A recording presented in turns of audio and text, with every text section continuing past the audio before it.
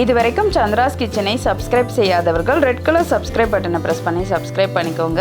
கூடவே பக்கத்தில் இருக்கிற பெல் பட்டனை ப்ரெஸ் பண்ணுங்கள். எங்களுடைய அப்டேட்ஸ் உடனுக்குடன் உங்களை வந்து சேரும். Hi friends, welcome to Chandra's kitchen. இன்றைக்கி நம்ம ஒரு சுவையான ஸ்வீட் மேங்கோ ரைஸ் எப்படி செய்கிறதுன்னு பார்க்கலாம் வாங்க. இந்த ஸ்வீட் மேங்கோ ரைஸ் சாதத்துக்காக நான் ஒரு 2 ஸ்பூன் அளவுக்கு நெய் சேர்த்துக்கிறேன்.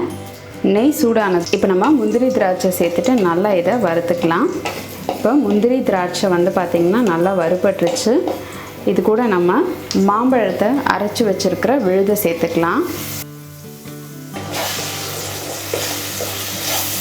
இதை நல்லா கலந்துக்கோங்க. 3லேருந்து 4 ஸ்பூன் அளவுக்கு சர்க்கரை சேர்த்துக்கலாம். நீங்கள் வெல்லம் சேர்த்துக்கணுனாலும் அது உங்களுடைய விருப்பம். நான் ஒரு 4 ஸ்பூன் அளவுக்கு சர்க்கரை சேர்த்து இதை நல்லா கலந்துக்கிறேன். இது கூட நம்ம ஒரு பிஞ்ச் அளவுக்கு சால்ட்டு சேர்த்துக்கலாம். கொஞ்சம் போல் ஏலக்காய் தூள் சேர்த்துக்கலாம். சேர்த்துட்டு நல்லா இதை கலந்துருங்க. இது ரொம்ப கொதிக்கணும்லாம் அவசியம் இல்லை. இந்த சர்க்கரையும் மாம்பழ விழுதும் கரைஞ்சா போதும். நம்ம 1 கப் அளவுக்கு வடித்த சாதத்தை இதோட சேர்த்துக்கலாம். சேர்த்துட்டு நல்லா கலந்துருங்க. இந்த மேங்கோ ஸ்வீட் ரைஸ் பார்த்திங்கன்னா குழந்தைங்களுக்கு ரொம்ப பிடிச்சதாக இருக்கும்.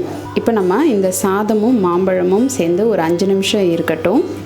அப்படி நீங்கள் மாம்பழம் நல்ல இனிப்பான மாம்பழம் வாங்கினீங்கன்னா சர்க்கரையை கம்மி பண்ணிக்கோங்க. நம்ம இந்த மாம்பழ சாதத்துக்கு பார்த்திங்கன்னா மாம்பழம் நார் இல்லாத மாம்பழமாக வாங்கிக்கோங்க. அப்போ தான் உங்களுக்கு அதில் சாப்பிடும்பொழுது நல்ல ஒரு டேஸ்ட் கிடைக்கும். இப்போ நம்மளுடைய சுவையான ஸ்வீட் மேங்கோ ரைஸ் சூப்பராக ரெடி ஆகிடுச்சு. நீங்களும் இந்த ஸ்வீட் மேங்கோ ரைஸை உங்கள் வீட்டில் ட்ரை பண்ணி பாருங்கள். ட்ரை பண்ணி பார்த்துட்டு உங்களுடைய ஃபீட்பேக்கையும் கமெண்ட்டையும் சொல்லுங்கள். இந்த வீடியோ உங்களுக்கு பிடிச்சிருந்ததுன்னா லைக் பண்ணுங்கள், உங்கள் ஃப்ரெண்ட்ஸோடு ஷேர் பண்ணுங்கள். மறக்காமல் சந்திராஸ் கிச்சனுக்கு சப்ஸ்கிரைப் பண்ணிவிடுங்க. பக்கத்தில் இருக்கிற பெல் பட்டனையும் ப்ரெஸ் பண்ணுங்கள். நான் இன்னொரு சுவாரஸ்யமான ரெசிபியோடு உங்களை சந்திக்கிறேன். நன்றி, வணக்கம்.